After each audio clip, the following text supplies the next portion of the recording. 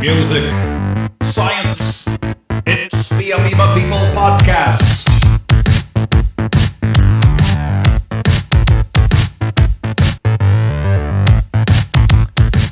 Greetings and welcome to the Amoeba People Podcast, the show where science and music collide like chocolate and peanut butter to delight your auditory receptors. My name is Ray Hedgepeth, the singer-guitarist of the inexcusably nerdy science rock band, the Amoeba People. And today we have an episode for you guys all about lava. When was the last time you were walking somewhere and you stopped mid-step to remind yourself that all the ground beneath your feet, all the dry land that we take for granted every single day, even the pebbles you see in the concrete, the grains of sand on the beach, when was the last time you stopped to think that all of that land, rocks, pebbles, every mountain, every grain, are all the result of volcanic activity? I don't know. I've actually never done that, so that's why I'm asking you. Every single bit of land on Earth began as super hot magma or lava, and if you have stopped to think and ponder such a thing while you're out walking, hopefully you stopped in the middle of a busy sidewalk or an outdoor mall and maniacally began to shout at the people around you, "It's volcanism, I tell you, it's volcanism!" and then just casually went back to walking like nothing happened. If you did that, you are straight up our hero. That's what our show is all about today. Lava, how lava forms rock and how rock is land and how we hardly ever think about it. And not just land, but like land under the sea too. Not just the land that we are on, the land beneath our feet as well as beneath the ocean water. And that it came from volcanic activity originally, even if it got eroded down into small pieces and compacted into new rock like sedimentary rock, or morphed by heat into a different configuration like metamorphic rock, or if it's just good old-fashioned igneous rock, the good stuff, formed directly from the cooling of lava or magma. But before we get into today's episode, let me first just thank all of you guys out there. Every week we're gaining new listeners, and that's because you guys are sharing our podcast with others. Please continue to do so. And the best way that you can do that is to give us a rating on Apple Podcasts or wherever you download your podcasts, and write us a review as well. That's what helps recommend it to other podcast listeners who might also love this podcast if they only knew it existed. That's what your ratings help us do. They help put us on other science lovers' radars. If you've ever seen that thing at the bottom of your feed that says you might also like, or other people subscribe to, that's where we start popping up the more and more this show gets ratings from its listeners and reviews as well. So those of you who've already done that, thank you so much. That is super helpful. And for those of you who've been spreading the word, thank you, thank you. And those of you who are downloading the podcast, thank you. And if you haven't given us a rating or a review yet, then please consider doing so. Thank you so much. Let's get back to the episode. Okay, our special guest on today's episode to help us explore the wonderful world of lava is Genna Chiaro. She's an igneous petrologist. Isn't that an awesome thing to be? And by the way, kids, remember that one? The next time your teacher asks you what you want to be when you grow up, just say, I think I want to be an igneous petrologist. She's a PhD student at Vanderbilt University in Nashville, Tennessee, and she's currently studying the architecture of supervolcanoes. Wow. We're also going to be breaking down our song, the Pahoehoe Lava Rock Walk, which is all about two specific types of lava and has a super fun Hawaiian vibe. And now it's time for a handy guide to help you understand the wonderful world of lava. Seriously though, today's episode we will be using the names of a lot of different minerals to describe lava. But don't worry, we're going to keep it nice and simple so you can keep up. See, basically lava falls into two major categories, felsic and mafic. Lava is given these names based on the concentration of minerals found in each type of lava. So felsic has a lot of silica, mafic has a lot of magnesium. In fact, if you pay attention to the names, this is pretty easy to remember. Felsic comes from its two primary minerals, feldspar and silica. And the word mafic comes from the minerals magnesium and iron. And if you're asking, it doesn't sound like iron is in that word, that's because they use the Latin name for iron, which is ferrum. And that's also why iron's atomic symbol on the periodic table is Fe. Now, I am totally oversimplifying things here, but basically, if you can remember these two major categories, you can understand why each volcanic eruption is different. It all depends on the minerals in the lava as well as temperature and a lot of other factors. But but lots of silica in the lava is going to be on the felsic end of the spectrum and either stay underground and form igneous rock under the surface, or it's going to build up enough pressure to create an explosive eruption like a pyroclastic flow. Mafic lava, on the other end of the spectrum, has less silica and more magnesium, and is more likely to flow like the lava flows we see in Hawaii. And that's also the type of lava flow we'll be talking about when we break down our song, the Pahoehoe Lava Rock Walk, in just a moment. Of course, there's also, in the middle of that spectrum, there's lots of different intermediate types of lava flows as well. But again, just to keep things simple, we'll stick with felsic and mafic for right now, just so you have a frame of reference. Okay, so that's your guide to get you through this episode, and it honestly really just kind of blows my mind that the work of countless scientists over the centuries has given us this wealth of information about how lava works and how eruptions happen. It's by understanding this stuff that I think we can better understand the world we live in, and even though it's super dangerous work, look at all that we've learned as a result. So hats off to you, you crazy scientists who descend down into a volcano or walk right up to a 2,000 degree Fahrenheit Pahoehoe lava flow. You heard that right. These lava flows can be 2,000 degrees Fahrenheit or about 1,100 degrees Celsius. Crazy, right? Okay, it is time to take a trip to the Hawaiian Islands. That's right, ladies and gentlemen. We are going to travel not only to Hawaii for this song, for the breakdown of the Pahoehoe Lava Rock Walk, but we're also going to travel to the mafic end of the lava spectrum. Remember, you got felsic on one side, mafic on the other. We're going to be on the mafic end as we break down this song. Here we go. Okay, so even though the song, the Pahoehoe Lava Rock Walk, is found on our most recent album, the Fossil record, the idea for the song goes way, way back to a college course I took, a geology course. And the geology professor was talking about the two of the types of lava on the mafic end of the spectrum, and Pahoehoe. And of course, he made, the typical really corny science joke that, is the sound that you make when you walk barefoot on lava. Well, not on the lava, like once it's hardened into rock, because it's kind of sharp and pointy and you would hurt your feet. And he had lots of corny science jokes. And you know what? I'm sorry, geologists out there, we've got to work on a new joke book, okay? Because the same ones keep getting recycled over and over again. But it's okay, because I'm recycling it too. So eventually that became the idea for this song, that if you were literally to walk on these types of hardened rock structures, what would that be like? So, of course, and since these are found in Hawaii quite frequently, let's bring in some ukulele.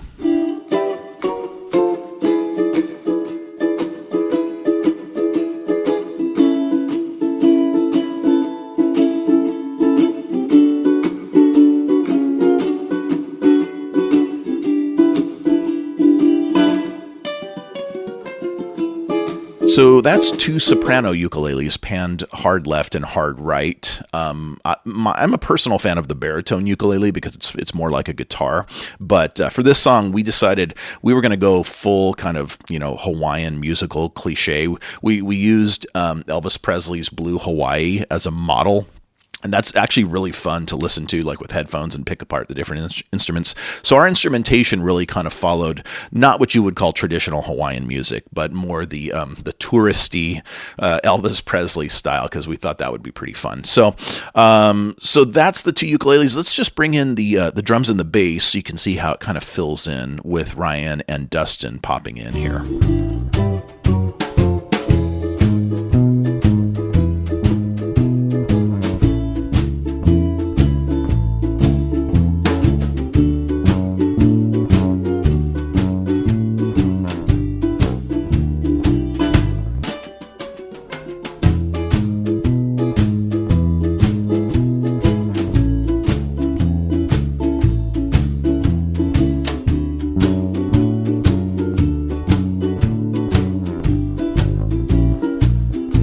Okay, now I'm going to bring in one of my absolute favorite instruments. If you've listened to this podcast before, you've probably heard me talk about a variety of instruments that I like. I tend to like the, not so usual instruments. The theremin has made, I believe, a couple of appearances on this podcast before. And now I'm going to bring in the Hawaiian steel guitar, which I learned a number of years ago so that I could play it in a Western swing band that I was in called the Texacalis. It was a super fun band. And I've always had it since I learned to play it, but you don't always have a place where you can use it. But when you've got a song like this, it's perfect. And since I'm bringing the steel guitar in, I'm actually going to skip ahead to the instrumental part of the song. We've been listening to the bridge and building up the bridge, but the steel guitar is more featured in the instrumental. So here it is.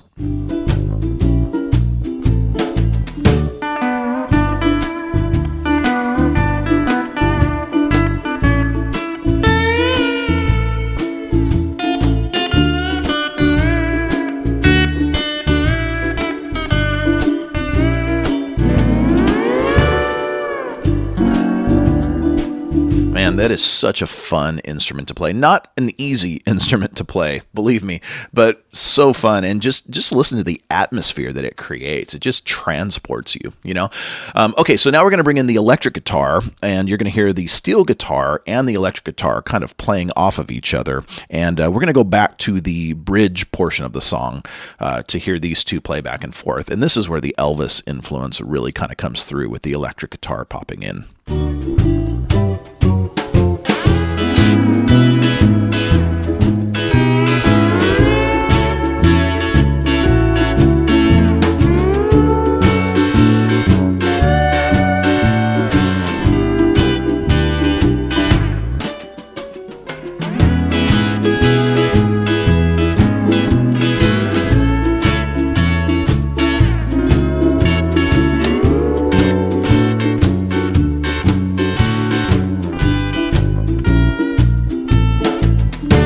Okay, and the last part I'm going to bring in here is the background vocals. And the background vocals, again, very much inspired by the background vocals you hear on Elvis's Blue Hawaii album. If the Blue Hawaii album is what we would nowadays call cultural appropriation, then I don't even know what you could call our song, because we basically appropriated what Elvis did on that album. So we're appropriating Elvis's appropriation. I don't know. It's inception at this point, guys. Okay. Anyway, so what you're going to hear now is background vocals saying, just and Pahoehoe and Pahoehoe. Remember, we're on the mafic end of the lava spectrum here.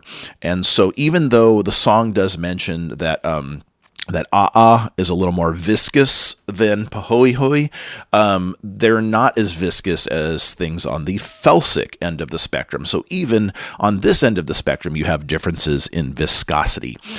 So that will be on the test, so make sure you're paying attention. All right, here we go. So here's the background vocals in the bridge of the Pahoehoe Lava Rock Walk.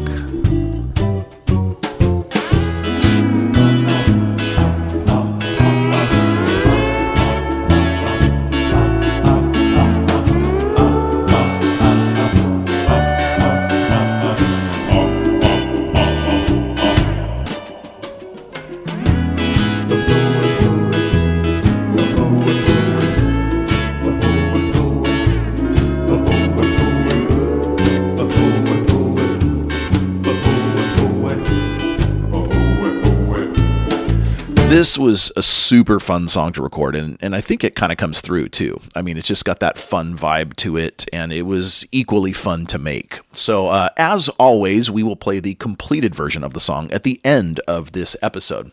We'll piece together all the tracks from the Pahoehoe Lava Rock Walk for you to hear in its entirety. But that will come at the end of the episode after my interview with the incredible young scientist Genna Chiaro, who's going to walk us through the wonderful world of lava. And I kind of feel right here might be a good spot for me to mention, or at least respond to a question we often get, which is how in the world do you guys get legitimate scientists on your podcast when you guys are so illegitimate? Yeah, we know. Well, we have a little trick. We often will impersonate a legitimate science podcast, and that's how we rope in legitimate scientists. Hello? Hi, this is Ryan from the Make-A-Wish Become Empirically True Foundation. Is this Genna Chiaro? Yes, it is. We've heard that it's your dream to be on the Peabody Award-winning radio show and podcast, Radiolab. Well, Genna, we're going to make that dream an empirical reality. Oh my god, I can't believe it. Believe it, Genna. Wait, you're listening. Okay. All right. Okay.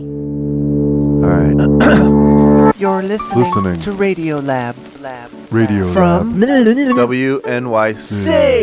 Yeah. and NPR. Hi, Gemma. This is Robert Krulwich. And this is Jad Abumrad. Welcome to Radiolab. Wow, I can't believe this. Believe it, Jenna. In this episode, we're going to talk to you about your true love, lava. And we're going to talk to you about your true love with super high quality Radiolab sound effects like this. And this.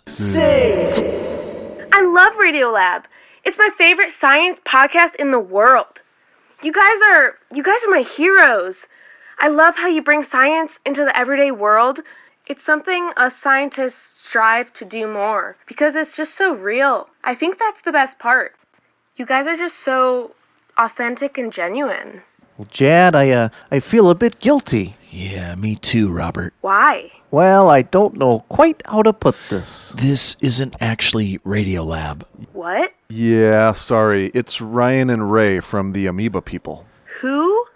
We're a science rock band. So, this isn't Radiolab? No. And this is just a practical joke? No. We thought that if we disguised ourselves as your favorite podcast, then we could get you on as a guest. A guest on what? Our podcast. The Amoeba People podcast. Oh, that sounds cool. It is cool. It's the podcast where science and music collide, and we were going to have you on to talk about lava since we have a song called the Pahoehoe Lava Rock Walk. Wow, that's fantastic. I'd love to be on your podcast. Really? Well, thank you, and sorry about all this. It was Ryan's idea. Actually, this was 100% Ray's idea. No, you know whose idea it was? Dustin! he's our drummer, and he's not here to defend himself.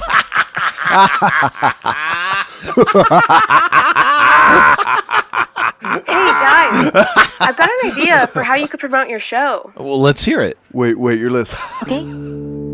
All right. Okay. All right. Hi, this is geologist Genna Chiaro, and you are definitely not listening to the Peabody Award-winning science podcast phenomenon known as Radiolab, but you are listening to the Amoeba People podcast, where science and music collide. Wow, that was great. That was so Nice cool, job. Jenna. Thank you. Hey, good work. Really, seriously. And Ryan, your Krulwich is pretty good. Yeah, it was all right. No, it was your good. Abumrad was pretty decent. There was quite a pause there. What was it? What's that Say about? we both have Wasn't that plenty bad. of room for improvement. Oh, well, I'm trying to pay you a we can keep compliment. working at it. Is it too much to just ask for a simple compliment back? Anyway, that's not really the point of all this. I Hey, get it. good but- work. Perfect. Oh, okay, now you're being sarcastic. I get it. Okay, fine.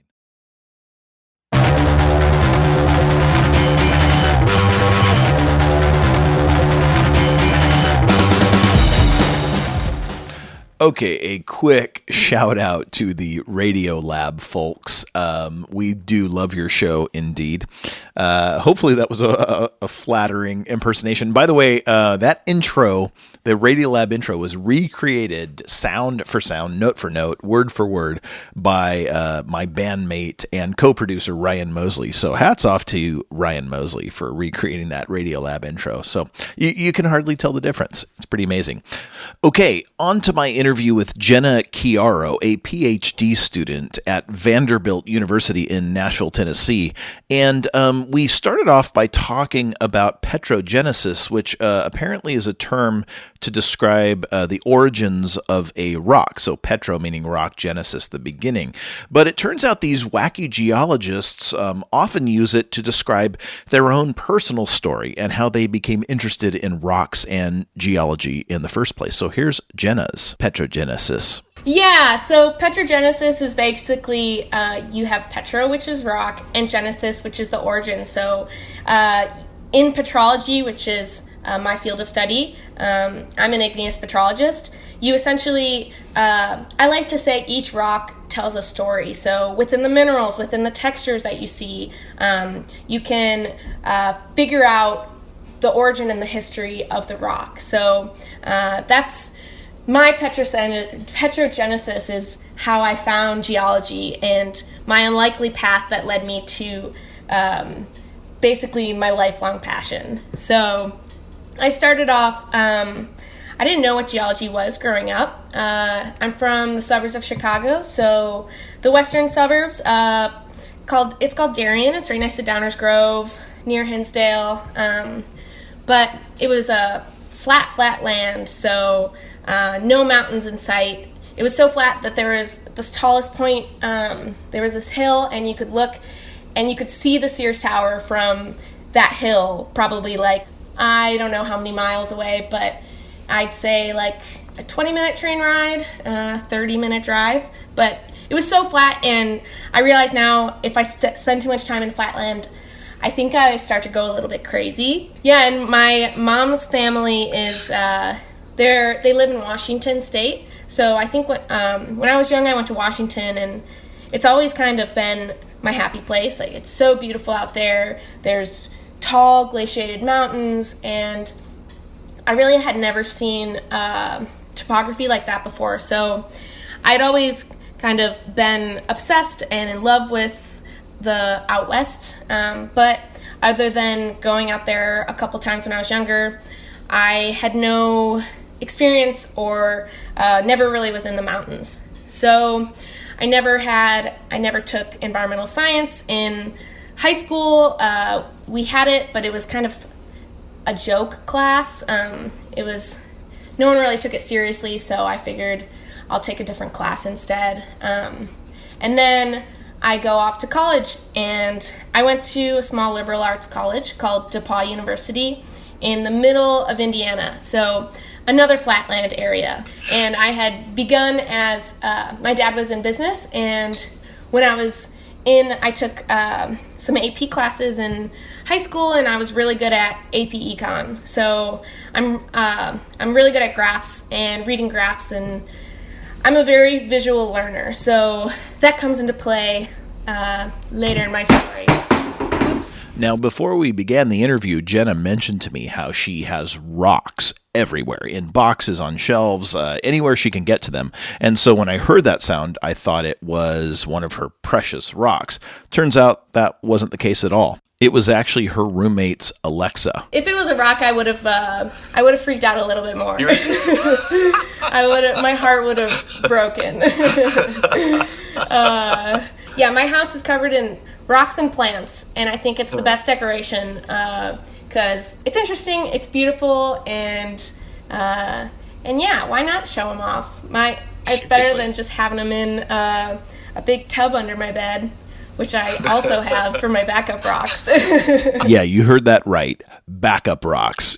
Just in case your first string rocks. I don't know if something happens to them, that you've got your second string ready to go. When I moved here, my dad was like, "I'm never helping you move again," because it was moving these huge plastic tubs of just rocks on rocks on rocks, and it was kind of obnoxious, but in the back of my head, I figure I'll use them for teaching one day, and that's what I would love, because one of my favorite professors, he would show us these rocks, and he would tell the story of where he collected them and use them in labs and stuff like that. So I have a purpose for them. Oh, man, I know. So this is already just pure gold right here. I mean, this is amazing stuff, but it gets even better because she gave me, and hopefully I'm passing this on to you guys too, the most amazing idea that these rocks are not only interesting, they can be gifts. And also I give, for for any holiday or birthday or event, mostly for the holidays, all my friends and family just know to expect a beautiful rock or a fossil. And one of my friends was like, "This is the greatest honor, getting a rock from a geologist." It's like the ultimate sciencey version of a personal shopper, and this personal shopper is a geologist and is going to pick out a rock or a fossil. Perfect for you. This past trip, I collected a ton of fossils, and I was like, well, I have my Christmas presents for the year. I don't need to go Christmas shopping. Seriously? Yeah, and then you think about the person, and you're like, hey, I think they would like this. And then they can put it and display it in their house, and it's really beautiful. So back to Genna's petrogenesis, she mentioned that in high school she was really good at numbers and graphs and charts, and by the time she got into college she was majoring in business, but soon found that it just wasn't for her. It wasn't satisfying her creativity or her love of the outdoors. And it was a trip to a climate march that ended up changing the course of her studies, and seeing just the interaction between not only people who were concerned about the environment, but actually were knowledgeable about that environment as well. And that set her on a course for studying the Earth itself. And that is why we are talking to her today about lava. And in fact, my first question for her, because now she is an expert on lava types, it was, let's start really basic. What's the basic difference between magma and lava? Is it really just that one is under the surface and one is above the surface? Yeah, so there's no compositional change in chemical signature. Magma is underneath the surface of the earth, and lava is typically an effusive flow. So once we turn to the volcanic realm, we can have an effusive flow. So this made me think of Dr. Evil from the Austin Powers movies. His hidden lair is subsurface. And that's, of course, when he says, Scott, we're surrounded by liquid hot magma. I'm not sure if that's the exact quote, but if you recall him saying that about being surrounded by liquid hot magma, well, guess what? Dr. Evil was somewhat scientifically accurate. And so I'm calling that the Dr. Evil test, by the way. If it passes the Dr. Evil test, it's magma. It's below the surface. And of course, if it erupts, it is lava. It is no longer magma, and it's now above the surface. And Genna agreed with that. But she did remind me, though, of course, that the temperatures of the magma would basically, it would pretty much destroy his secret lair. His secret lair would have no chance of surviving those temperatures down there. But still, it's nice to think that Dr. Evil was at least trying to be scientifically accurate. Okay, transitioning over to Hawaii, and since our song is the Pahoehoe Lava Rock Walk, about Hawaiian lava flows, I asked Genna about this concept of a hot spot and how it is that people even discovered that Hawaii and archipelagos like Hawaii were formed over these tectonic features known as hotspots. So one of my favorite things about geology is that the theory of plate tectonics was only really became a widely accepted theory in around the 60s. So probably around 60 years ago. So there's so many new findings and so much that we can discover about the Earth that we don't know. And one of the founders, or one of the guys who contributed to a lot of the knowledge of plate tectonics, was this guy, J. Tuzo Wilson. And in the 1960s, he noticed that the pattern that you mentioned of the hotspot, the archipelago kind of trending to the northwest. And he realized there's been a ton of volcanism in this region for a long, long time. And usually to have that abundance of magmatism, he proposed this idea that there was this hot plume of material originating from the mantle, and that's how I was able to bring this hot flux of material up to the surface of the Earth and erupt out. Okay, a quick review for any of you who may have forgotten the layers of the Earth. Down at the center, you've got the core, the outer core and the inner core. Then you have the mantle, and then, of course, you have Earth's crust. So the mantle is where the majority of the magma that we're talking about resides. So what we did in our lab, I taught a lab based on Hawaii and some of the spreading ridges and kind of calculating the spreading rate and the movement of the Atlantic, the spreading rate of the Atlantic Ocean versus the Pacific Ocean, and you can see it moves. The plate is trending. Let's see. I think it's this hotspot plume is stagnant, but the plate is trending to the northwest. So to the northwest, yeah. So all the older volcanic islands, and I think it starts with Kauai and then a bunch of others. So they're a lot older than the current one, which is Kilauea, I think. Yeah, she's right. It's Kilauea, the volcano, which is on the big island of Hawaii, which, according to geologists, is the youngest of all the Hawaiian islands because it's still being formed. And the cool thing about this is it's like a conveyor belt. So you have this plume, this hot spot pushing up, and it's forming an island at a little weak spot in the crust. But then the crust will move because that's what the crust does, according to the theory of plate tectonics.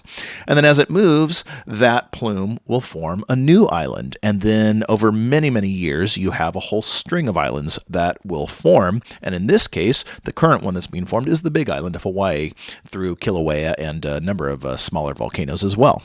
But as cool as the science behind that is, probably the coolest thing that Genna told me about was the story of the native Hawaiian islanders and their explanations for these volcanoes and these islands, but how scientifically accurate these legends turned out to be. The Hawaiian people had noticed that there were differences in the erosion of the islands and in the soil and of the plants that grew on the islands, and they knew that Kauai was the older one, and that the newest, where the volcanism was occurring on Kilauea was where the active magmatism had occurred, is the youngest island. So they passed this story down through tradition and through oral history of the volcano god Pele, and they say that she originally used to live on Kauai, and then I forget the kind of the details of the story, but someone it was either a sister or brother, forced her, and she forced her off the island and kicked her off the island, so she began to live on the other island. And through time, she moved from each island to her current residence of Kilauea today. So that's where that's where they believe she is in current times, and that's exactly the way the hotspot works. So they, through their natural observations, they hit the nail on the head. They realized that there was this hotspot, and they described it in their own special way, which I find to be really beautiful. This reminds me of a previous interview I did in episode 4 with the paleontologist Gabe Santos, who talked about communicating with people in various lands to help them take ownership of the fossils in their own countries and regions. And in doing so, and in listening to these peoples and these cultures and their stories about these particular fossils, they're finding that there is a lot of scientific validity in them, and it's only been our biases over the last couple hundred years that have kind of made us look down on these things and say, oh, they're just stories, but they're not actually scientific. But Genna, in her telling of the Hawaiian story, also reinforces that same concept, which is amazing. That's one thing I really like about science is it's just these observations, and some people can find their own ways to interpret them, and some can be through oral history and tradition, but it's really just looking at your surroundings and forming ideas and hypotheses, and to see that, well, definitely that this type of thought is present in different civilizations and has history back in time. I find that really interesting, and through their own ways, they're explaining science. It's all this intuition. So they have this intuition that there was this time relationship between the islands. There was these relative ages, and through experience, through observation, and through education, you're essentially tuning your intuition and and making little tweaks and changes, and then that's influencing the way you view the world. So you're always tuning your intuition, and I like the thought of that. Tuning your intuition. Just let that settle in for a bit there. That is really a remarkable phrase, because science really does begin with our curiosity, our intuition, and it takes us places that sometimes we're hoping will go, and other times it'll take us somewhere completely unexpected. And that also informs future intuition as well. And we adapt it and we incorporate it into our way of thinking and into the way that we approach new ideas and new curiosities. Okay, now on to A'a and Pahoehoe. So A'a, the type of lava, and of course rock, once it hardens into rock, because that's what lava does when it cools off. It becomes rock. And Pahoehoe, these are two different types of lava flow that form two different types of rock. And of course, as I mentioned, the A'a, I was told by a geology professor that I had in college, that's the sound people make when they walk on it barefoot. But I wanted to know if Genna could help clear some things up for us about these two incredibly interesting types of lava. So A'a is the basalt kind of is really rocky and a bunch of blocky. I think they I looked up what A'a means, and it's a Hawaiian term for stony rough lava. So if you're walking so on it has it, nothing to do with just ouch, ouch. It doesn't translate to, oh, I walked on the rock and that hurt me. well, I feel like maybe it would, because that's when I learned it too. I was like, ow, like you wouldn't want to walk on it with your bare feet. So maybe like became a term from after the lava, like because it says it's a Hawaiian word meaning stony rough lava. Oh, and then it comes from the Hawaiian word to burn. Yeah, it definitely sounds like it sounds painful, and that would make sense if they were to. I don't know how they make words in Hawaiian, but then when it comes to the Pahoehoe, I learned that comes from the Hawaiian word to paddle, and I think because the paddles make swirls in the water, that the ropey texture of the Pahoehoe, I think that would make sense for them to name it like that. But yeah. Now, I'm sure you're aware by now, if you've listened to this show or other episodes of this show, we ask the hard-hitting questions on this program, and I did not hold back with this next question. I asked Genna, what two lava flows would you like to see in a lava flow smackdown? So there's this one crazy lava flow that occurs in the East African Rift, and it's called carbonatite. So I think there's a lot of carbon in it. It's like but it has a lot of calcium carbonate, so essentially like the stuff that makes up limestone. But it flows and erupts at this lower temperature, but it's so fast. It's the least viscous lava that I can think of, and it's this lava that I find really, I don't know too much about it, but it's really interesting and odd and funky, and I think that's the only current one that's erupting right now. So the carbonatite from the East African Rift flowing at these super high speeds, and then I like the setup already. This is really interesting. I know, I'm between two. One, I just had an idea. So there's this basalt that it doesn't erupt today. I forgot when we stopped seeing it in the geologic record, but really there's a specific change in time, point in time where we stopped seeing this magma erupt. It's called a komatiite, so it's a ultramafic. So we've talked about how basalt is mafic. This is an ultramafic, so even more iron and magnesium enriched, and it was occurred at hotter temperatures. So I think when it was erupting, the geothermal gradient was much hotter than it is today. So I would like to bring those back and have a komatiite flow and meet this weird carbonatite flow of this calcium carbonate magma and see what happens. So 2 rare magmas interacting and fighting to the death. See, you ask the hard-hitting questions, you get the hard-hitting answers. And so now our journey, our lava trip, has taken us on an incredibly long journey from Earth's mantle all the way up to the surface, and to places as far as Hawaii and the lava types we find there. And of course, Genna has been all over the world herself, studying in Scotland, Iceland, all over the United States, and her career is just getting started. So just imagine the places that studying these incredible features are going to take her. So that's exciting, and we're lucky that we got to talk to her as she's beginning this journey. And I'm hoping that that hearing her and her excitement will inspire some of you guys out there. To maybe think about the path that your life is taking, and are you going the direction that is really meant for you, and follow that voice. But she actually has a better way of putting it than I could have ever said it. It's kind of, how do I put this?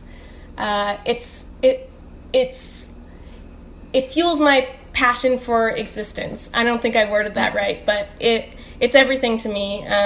And then I don't think there's any better way to word it than the way that you just worded it. Fueling your passion for existence. What could possibly be better than that? Yeah, that is kind of poetic. I like that.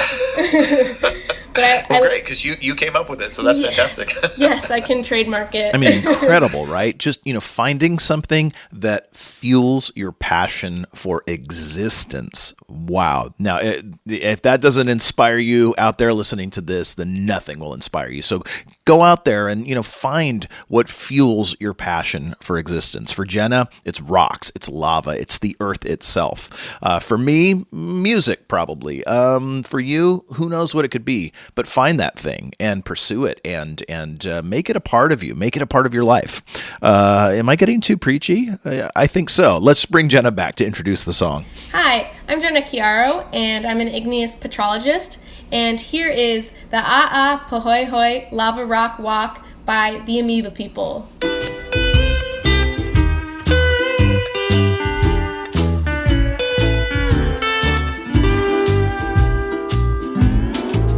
Out in Hawaii, where the lava freely flows out of the tops of the volcano. When the lava cools off, it hardens into rock. That's how it goes, that's how it flows. Out in Hawaii, where the lava freely flows out of the tops of the volcanoes. They do the Pahoehoe lava rock walk. Hey, don't knock it till you try it, my friend. Is really sharp and jagged, and it hurts when you're walking bare feet. And lava's really viscous, it's an indication this is gonna make some sharp rock. Pahoehoe forms when lava's swiftly flowing. It's pillowy and pillowy too. It's smooth and undulating, just like hair before a braiding, when you're walking bare feet.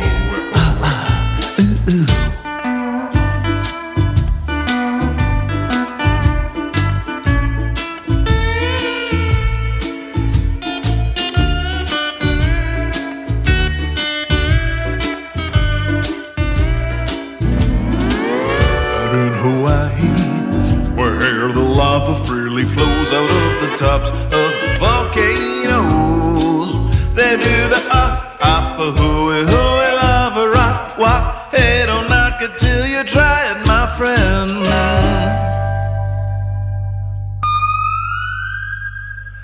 Thank you so much for listening to the Amoeba People podcast. My thanks to Genna Chiaro for being our guest today, and to everybody there at Vanderbilt University. Dr. Brad Pitcher, our good friend out there. You guys are doing great work in science communication and science in general. You guys are awesome.